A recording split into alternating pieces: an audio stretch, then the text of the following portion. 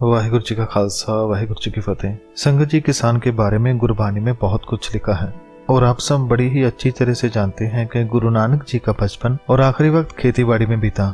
गुरु साहब खेती की हर बारीकी को जानते थे, इसीलिए गुरु साहब जब उस परमात्मा की कुदरत को देखते हैं तो वह बहुत ही प्रेम से आनंद में भरकर ये कह उठते हैं कि इस कुदरत को बनाने वाला वह परमात्मा भी एक किसान है, जिसने एक बीज बोया और उसी से पूरा जगत बनाया। और देखो, वह बीज फलता ही जा रहा है। यानी यह सृष्टि जब से परमात्मा ने बनाई है, ये बढ़ती ही जा रही है, ये फैलती ही जा रही है। सच में उससे बड़ा किसान और कोई नहीं। गुरु साहब फरमाते हैं कि आप सुजान ना पुलई सच्चा वड किसान, अर्थात वह सच्चा परमात्मा सबसे बड़ा किसान है, जिसने ये सारा जगत बनाया, सारी कुदरत बनाई। और साथ में फरमाते हैं कि वह सबसे सयाना है, वह कोई गलती नहीं करता। जैसे किसान कोई गलती नहीं करता। किसान बीज बोने से पहले धरती को तैयार करता है, उसे बीज बोने योग्य बनाता है। ऐसे ही वह परमात्मा है, उसने इंसान पैदा करने से पहले धरती को तैयार किया, वहां पर उसके खाने योग्य सारे पदार्थ पैदा किए और उसने अपने जैसा एक दाता भी बनाया, जिसे हम अन्नदाता कहते हैं। उसमें और परमात्मा में कोई फर्क नहीं। संगत जी, किसान खेती क्यों करता है? गुरबानी में इसका जवाब मिलता है कि जैसे परमात्मा चाहता है कि मेरे सारे बच्चे भर पेट खाना खाए, ऐसे ही किसान भी सोचता है कि सारे बच्चे यानी सारी दुनिया भर पेट खाना खाए। वह सबको अपने बच्चों जैसा मानता है। जैसे कि गुरु साहब फरमाते हैं कि किरसानी किरसान करे, लोचै जियो लाए, हल जोतै उद्यम करे, मेरा पुत धी खाए। अर्थात अनाज उगाने के लिए किसान मेहनत करता है, हल चलाता है और दिन रात फसल की रक्षा भी करता है। किस लिए? हमारे लिए, ताकि हम भर पेट खा सकें। किसान के मन में ये चाह होती है कि मेरे सभी बेटे बेटियां इसको खाएं, यानी इस जगत में कोई भूखा ना रहे, वह अनाज हर किसी के पेट में जाए। ऐसी किसान की सोच है, लालसा है, इच्छा है। गुरु साहब तो ये भी फरमाते हैं कि परमात्मा खुद किसान के रूप में हमारे लिए अनाज उगाता है। गुरु साहब फरमाते हैं कि आपे धरती आपे है राहक, आप जमाए पिसावे, अर्थात यह धरती भी वह खुद ही है। यानी परमात्मा आप ही धरती है और आप ही उस धरती पर कृषि करने वाला किसान है। वह आप ही अनाज को उगाता है और आप ही पिसवाता है, यानी सभी में वह मौजूद है। यदि हम अपने मन में बहुत गहरे उतरे तो हमें यह पता चलेगा कि हर तरफ एक वही तो है, उसके सिवा और कौन है?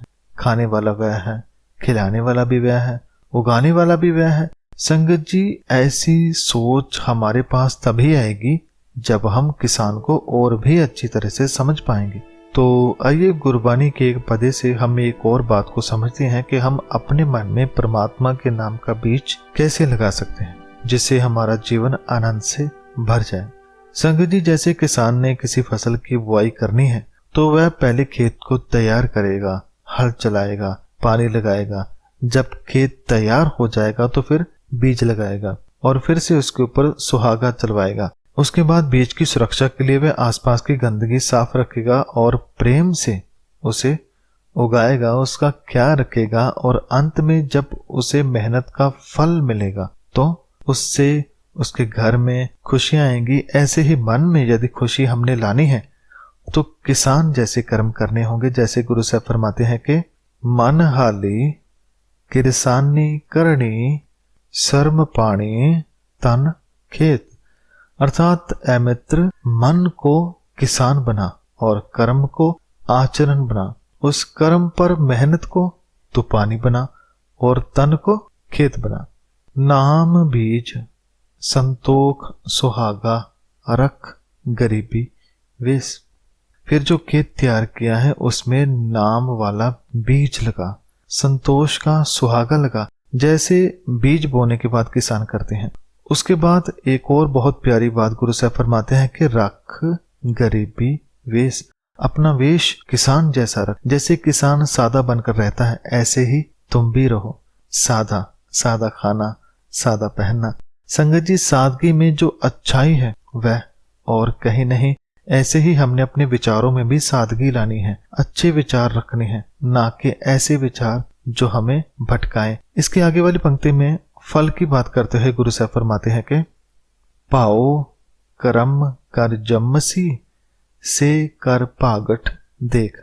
संगत जी, केवल बीज बोने तक ही नहीं रहना। जैसे किसान खेती का ध्यान रखता है, ऐसे हम भी जब मन में रब के नाम का बीज लगाते हैं, यानी जो हम गुरबानी पढ़ते हैं उसका असर हम पर हो सके, उसके लिए मन में जो बुरे विचार हैं उसे आने से रोकना है। जैसे किसान खेती में कीटों को आने से रोकता है, ऐसे ही हमें भी मन में बुरे विचारों को आने से रोकना है, ताकि हमारे अंदर जो नाम है वह बड़ा हो सके। रोकने का तरीका होता है कि हमें बुरा सुनने से परहेज करना है, बुरा खाने से परहेज रखना है, बुरा देखने पढ़ने आदि से मन को बचाना है।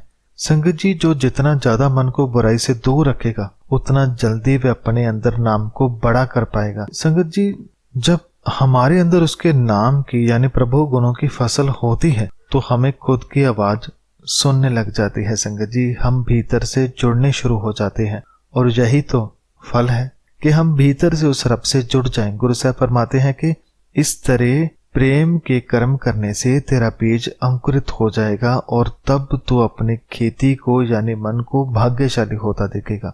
तो संगत जी, गुरु साहब ने किसानी के द्वारा कितने सरल तरीके से परमात्मा का ज्ञान हमें दे दिया। इससे सरल और क्या हो सकता है। गुरु साहब ने बहुत ही सरल भाषा में समझा दिया कि हमने कैसे मन में बीज को लगाना है और कैसे उसको बड़ा करना है। गुरु साहब एक और जगह बहुत ही प्यारा उपदेश करते हैं कि ऐ भाई, ये तन जो तुम्हें दिया है इस पर अब तुम चाहे रब के नाम को बीजो यानी प्रभु गुणों को बीजो और आनंदमय जीवन बना लो, या फिर इस तन में बुरे विचारों का बीज डालकर जीवन को दुख में बना लो।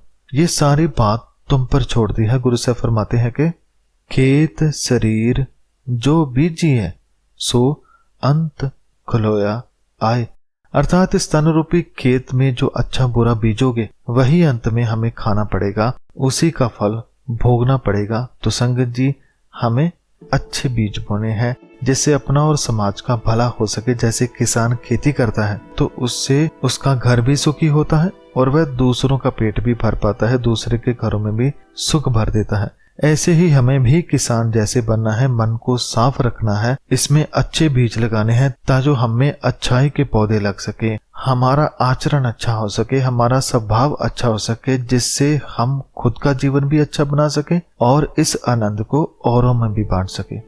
तो संगत जी, अंत में मैं एक बात कहना चाहता हूँ कि किसानी करना सभी कामों में से बड़ा काम है। इसमें मन लगाना पड़ता है, पौधों को समझना पड़ता है। ये एक ऐसा काम है जिससे मानव जाति को शक्ति मिलती है।